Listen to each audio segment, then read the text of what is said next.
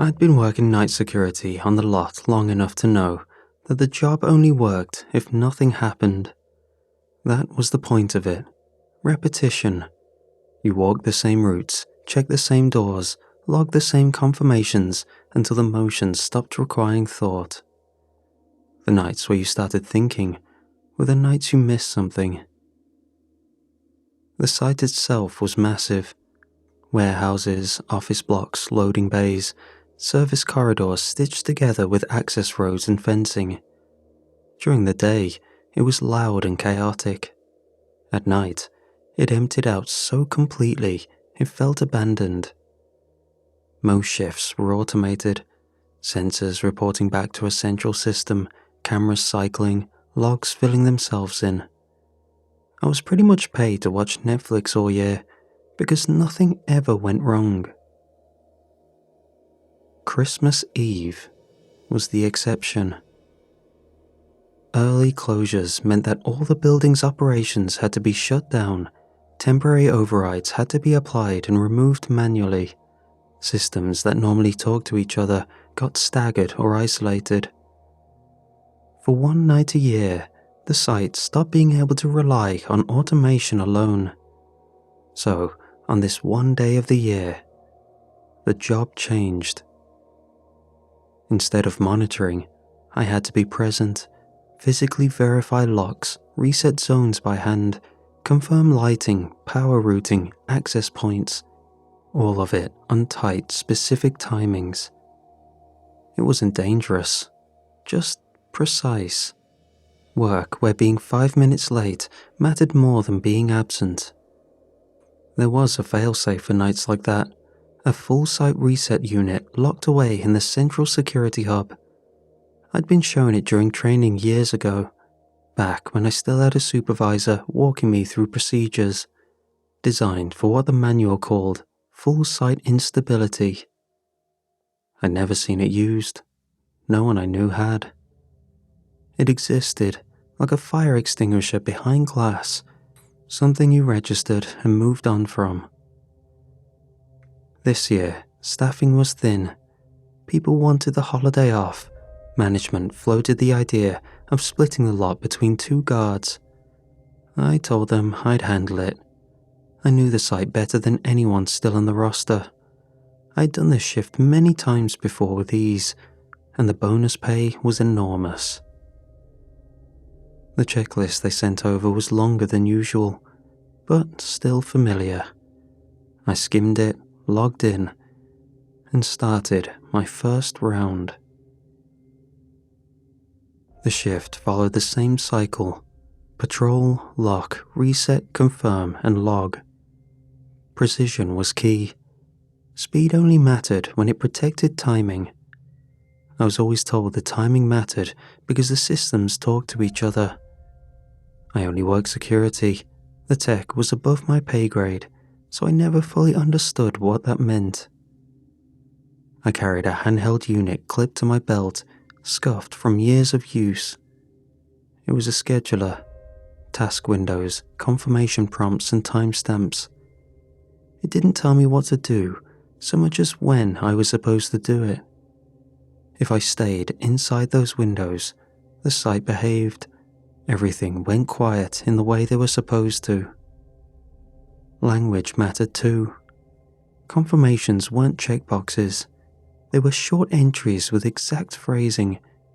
Deviate and the system would accept it, but not always interpret it the way you intended. The lot felt right when everything landed on time. The first problem came from a loading bay on the east side. A delivery cage had been left unsecured by a day crew rushing out early. Nothing dramatic, just a rolling barrier half a meter out of place, enough to block a sensor sweep. Fixing it cost me minutes I didn't have to spare. I logged the correction, tightened my pace, and watched the handheld roll forward to the next task. I felt irritated. Christmas Eve had no slack, but I'd managed tighter runs before. I lengthened my stride, recalculated the route in my head, and told myself the same thing I always did when the margins thinned. I'd make the time back. The first real squeeze came just after 8. My handheld chimed again before I'd finished clearing the last confirmation, the screen stacking tasks closer together than I liked. They weren't emergencies. That's the worst part. Just presence required checks landing within the same narrow window. I swore under my breath and picked up the pace. Jogging wasn't part of the job. It had never been this bad. The whole point was consistency. The same steps, the same timing. But that one early setback compressed everything. I cut across a loading bay instead of taking the long corridor, badge already out, eyes flicking between doors and the countdown ticking on my device in my hand. I made it. Barely. The last confirmation accepted with seconds to spare. The handheld gave its soft acknowledgement tone, and the lot seemed to exhale with me. The low mechanical hum of the buildings evened out again, like a machine settling back into its preferred rhythm. Relief came sharp and fast. It made my hands feel light. I leaned against the concrete pillar for a moment, catching my breath, annoyed with myself for needing to. I logged the tasks, forced my writing to stay neat, and told myself this was still well within what I'd handled before. Christmas Eve always pushed. That was the job. Just one tight shift, and it'd be back to the easy life. That was when the radio clipped to my shoulder crackled. Just a quick burst, dry, electrical, cutting through the air like a tear in fabric. And then silence. The channel cleared on its own, the idle hiss returning as if nothing had happened. I frowned at it, thumb hovering near the volume knob, then let my hand fall away. Old building, cold night, interference. I pushed off the pillar and started walking again, already mentally rearranging the rest of the shift to stay ahead of the clock. The pace eased, the lot settled into the kind of quiet I'd been expecting all night. The stretch where your body stays tight even though nothing is actively demanding attention. I moved through one of the smaller office blocks, running the same checks I'd done hundreds of times before. The doors were still locked, but one of them resisted when I tested it, like the latch hesitated before remembering its job. The overhead lights took an extra beat to come up, humming softly before stabilizing. Little things. I blamed the hour. Christmas Eve always did strange things to the buildings. Partial shutdowns, half-powered systems, spaces caught between open and closed, annoyances you only notice when you're in a rush. I logged the checks and started down the corridor toward the exit when the handheld chimed. A motion sensor, single trigger, same floor and wing. The room I'd just come from. I stopped, listening. The air felt thick, as if the building were holding onto sound rather than letting it travel. I waited for the follow-up ping that would mean an actual problem. It never came. I stood there longer than I meant to, scanning doorways, watching the light panels, listening to my own breathing echo back a little louder than it should have. Eventually, I moved on. Standing still never fixed anything. But as I walked, the lot no longer felt empty. Occupied in a way I couldn't pin, like something had arrived early and was waiting for the rest of the night to catch up. By the time the next cluster of notifications hit, I could feel it in my shoulders before I saw it on the device. 2 critical tasks, different buildings, overlapping windows. Not impossible, but tight enough that I had to choose an order and commit to it without second guessing. I checked the distances, pictured the routes, and went with the one that would bottleneck faster if I missed it. I broke into a jog again, boots slapping harder than I liked against concrete. The air felt colder now, sharp in my lungs. I keyed in the first reset with seconds to spare, waited for the confirmation tone, then turned and ran. The second task was on the far side of the lot, past loading bays that echoed my footsteps back at me at odd intervals. My handheld vibrated as the tolerance window narrowed. I vaulted a low barrier I usually walked around, felt something twinge in my calf, and ignored it. I made it. Barely. The indicator flipped from pending to green just as the timer expired.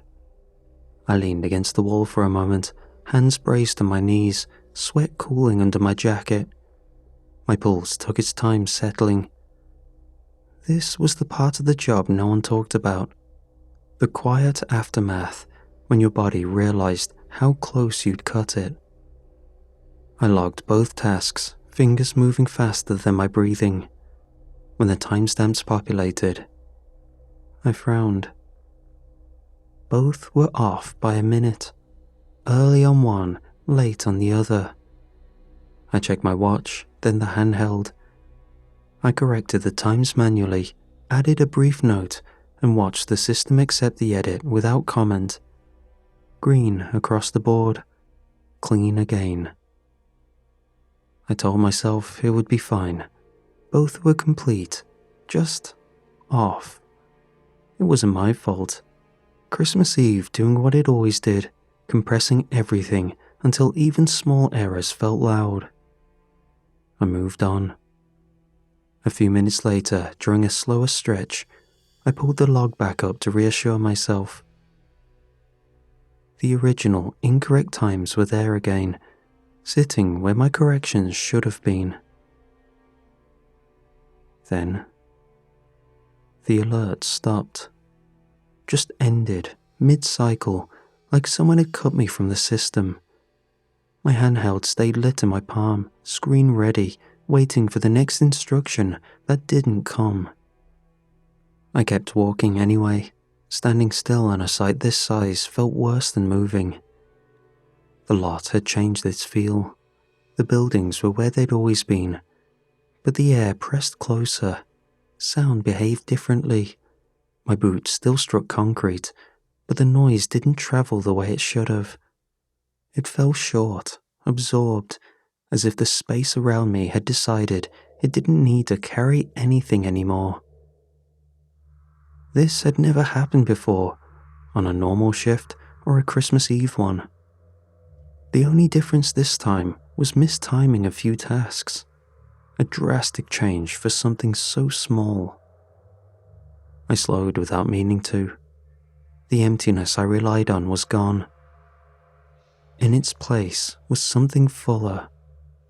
The sense you get in a crowded room when everyone goes quiet at once. No movement, just the awareness that you weren't alone in the way you were supposed to be. I told myself it was stress, a long shift compressing my perception. Still, I stopped. Behind me, something else stopped too. A pressure change, subtle but exact, like a breath being held the same time as mine. I didn't turn around.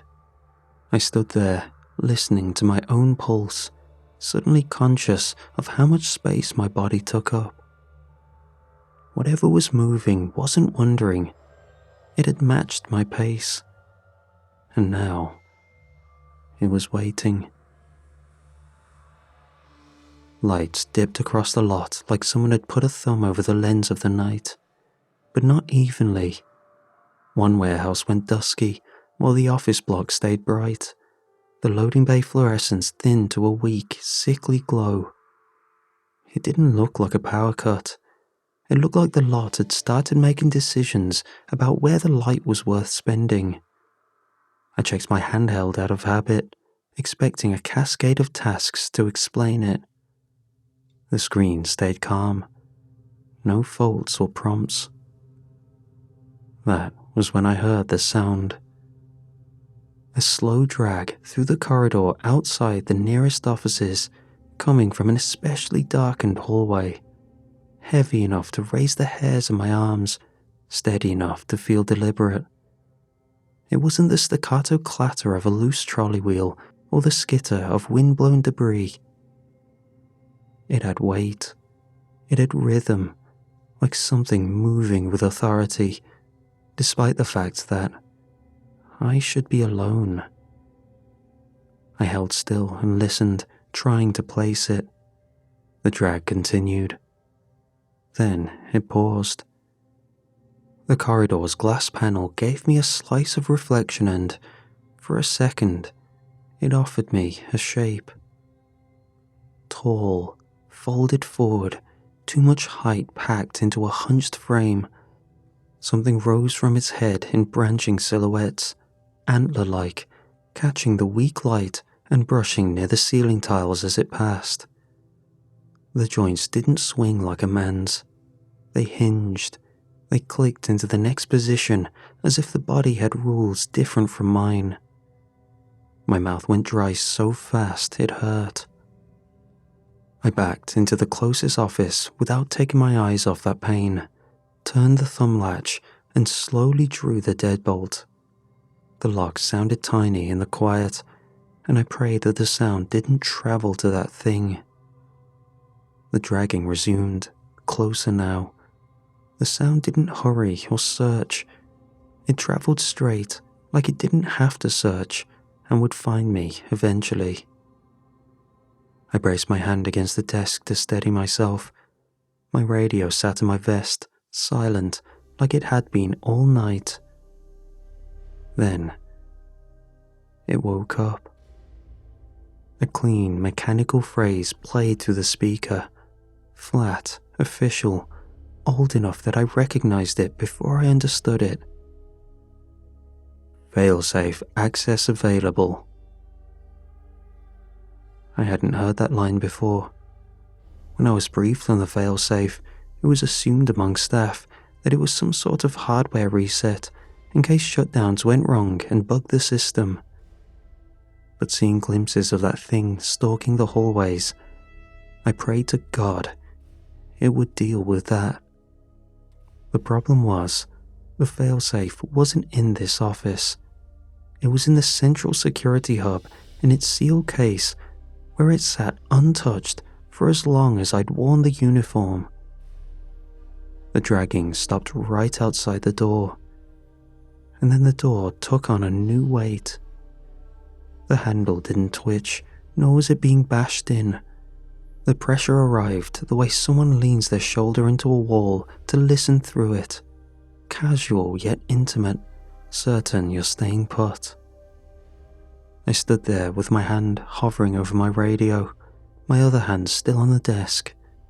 The pressure on the door stayed steady, like it had all the time in the world, and it was just a matter of time before it got in. So I stayed as still as possible. I figured it must have picked up the small vibrations when the radio sounded, but I didn't turn it off. I didn't risk an ounce of sound, knowing it was just outside the door. My face was tense from only breathing in short, shallow gulps. Hard to do with my heart rate spiking. I waited until the pressure in the office door eased, the stress on the door relieved, as if it too was taking a breath of relief. When I heard it lumber away, I moved. I didn't think in words. I followed habit. Left turn past the break room, down the service stairs 2 at a time. Badge swipe I'd done 1,000 times without looking. The central hub was 3 buildings over, and I took the shortest internal route, cutting through corridors meant for carts and maintenance crews. I kept my pace steady. Running burned oxygen and made noise, and noise carried. So I was brisk, but still careful. The handheld stayed quiet in my grip, its screen glowing uselessly. Still no tasks. That scared me more than if it had been screaming. A task would give me hope that I had some agency in what was going on, but I was at the mercy of the unknown. I caught sight of it on the way. At the far end of the loading corridor, where the emergency lights cast long shadows, something tall crossed between them, its outline breaking into angles where joints shouldn't bend. It moved with weight, each step deliberate, hooves striking concrete with a sound I felt through my boots. I dodged between doorways, making sure not to stay too long in linear lines of sight. However, from all my ducking and crouch walking, my phone slipped out of my pocket, landing with a sharp clatter. Before I had chance to pick it up, the sound staggered toward me. I was forced to flee as quietly as possible to a hiding spot. From there, I heard what I didn't want to hear. A glassy crunch. My phone was its first victim, and I was terrified I'd be the next. Another glimpse of it came in reflection, chrome trim on a forklift, polished smooth by years of hands. A silhouette behind me, crowned with branching shapes that scraped pipes along the ceiling. When I turned, the space was empty, but the smell lingered. Cold air, old hay, something burned. The central hub door came into view, and my chest tightened with relief so hard it almost slowed me down.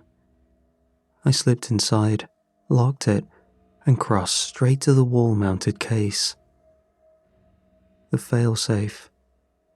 Grey metal, unlabeled, a red seal I'd only ever seen intact. Training videos were never specific on what it did, treated it like a theoretical, something for storms, riots, and blackouts that never came. My hand shook as I broke the seal and pulled the handle. But my heart sank. Nothing happened. The lights didn't change, the creature still wondered, my radio stayed quiet. There was no feedback that it had done anything. The impact came a second later. The outer office wall bowed inward with a deep, wet thud that rattled the fixtures and sent dust raining from the ceiling tiles. Glass flexed but held. Something dragged across it slowly, testing, learning the boundary. I backed into the inner office and locked myself in just as the wall shuddered again, harder this time. I had just enough time to think that I'd made it worse, when a sound ripped through the night above us. It wasn't an alarm or anything I could identify from years of working this job. The sound from above grew fast, close enough that my teeth rattled before I could make sense of it. It sounded vast, tearing through the air at impossible speed, followed by a concussive impact that shook the building to its bones. The building shuddered as if something immense had struck the roof and transferred its weight straight through the structure. The pressure against the wall stopped. Whatever was haunting me made a sound I hadn't heard yet. Fear. The pressure against the wall vanished. Whatever had been leaning there pulled back with sudden urgency, and a sound tore out of it, high and sharp, stripped of patience. Panic, unmistakable and raw.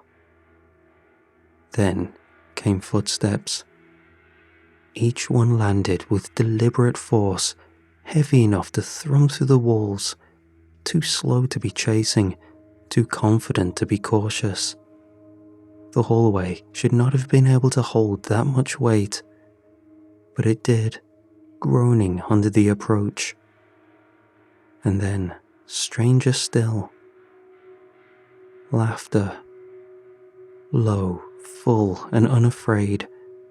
If this was some sort of military intervention, I imagined I'd hear the chirps of radios, the clicks of rapid boots on the ground in perfect unison to meet the creature with structure. The laughter didn't make sense. It rolled through the corridor like a presence rather than a sound, and the thing I'd been running from answered it with another shriek, closer now, desperate. I heard it surge forward. There was one impact, a single catastrophic collision that slammed through the building and left the lights swinging on their mounts. I braced for another, holding my breath, waiting for whatever survived to finish the job. Nothing followed. The footsteps moved away, unhurried, fading with the weight of something that knew it had already won. Was that all it took? A creature that curled to move through tall hallways, enough strength to bow a wall just by leaning, beaten, in one motion? I waited longer than I needed to, long enough for my hands to stop shaking, for the silence to settle into something that felt final. When I finally opened the door, the corridor had changed. A blackened smear streaked across the wall and floor, as if something had been burned down to residue in a single motion. At its center sat a small, dark lump, brittle and uneven, like a piece of coal. Beside it rested a box. Bright paper, clean edges, a ribbon tied carefully at the top. A tag hung from it, handwritten. On it was my name in neat cursive. I stood there, staring, my pulse loud in my ears, unable to reconcile the violence with the care placed beside it. And against every instinct I had left, I moved toward the nearest window. I braced for the worst and finally looked outside. As I did, I heard the rumbling from on top of the building as whatever landed prepared to leave.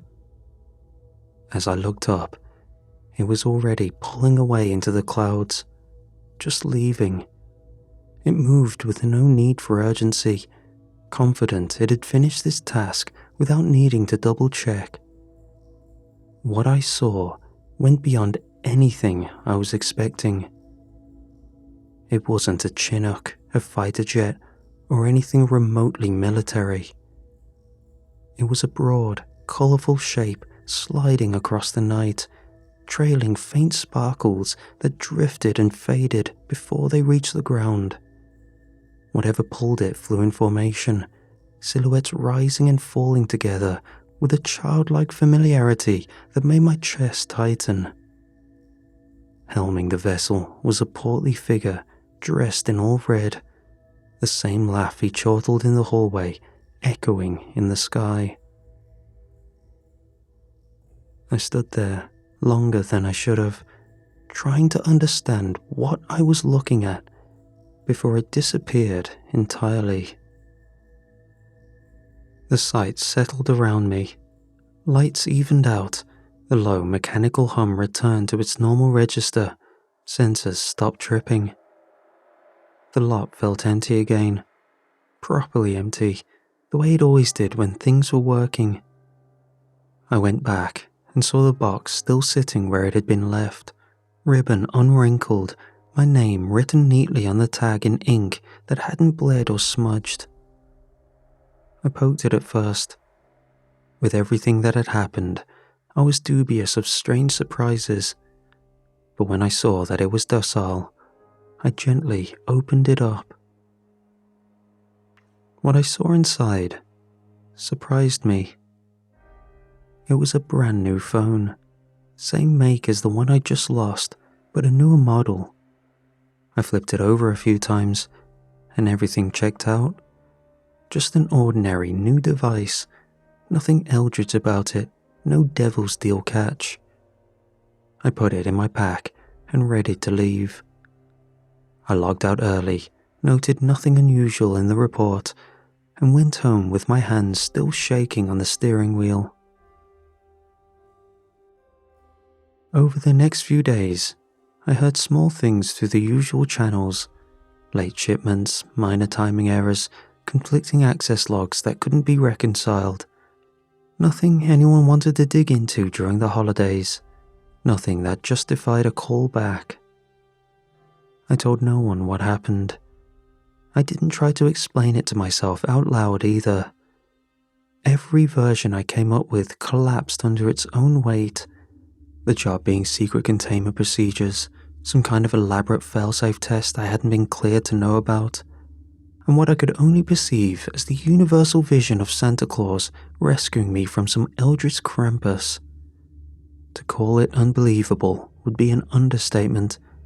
A fraction of the story enough to get me sent away for mental help. When I came in for my next shift, everything looked normal. The checklist was unchanged, the site map was the same, the central hub was quiet. I was ready to settle down for another year of an easy job. But out of curiosity, I checked the failsafe, which, last I saw, was used up, seal broken. It sat in its case, a new seal intact, status light green. It had been reset, ready to be used in another emergency. There was no note or message from management, no acknowledgement that Christmas Eve had been anything other than another shift.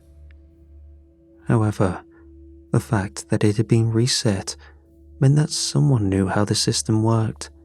Someone knew when it failed and knew how to correct it.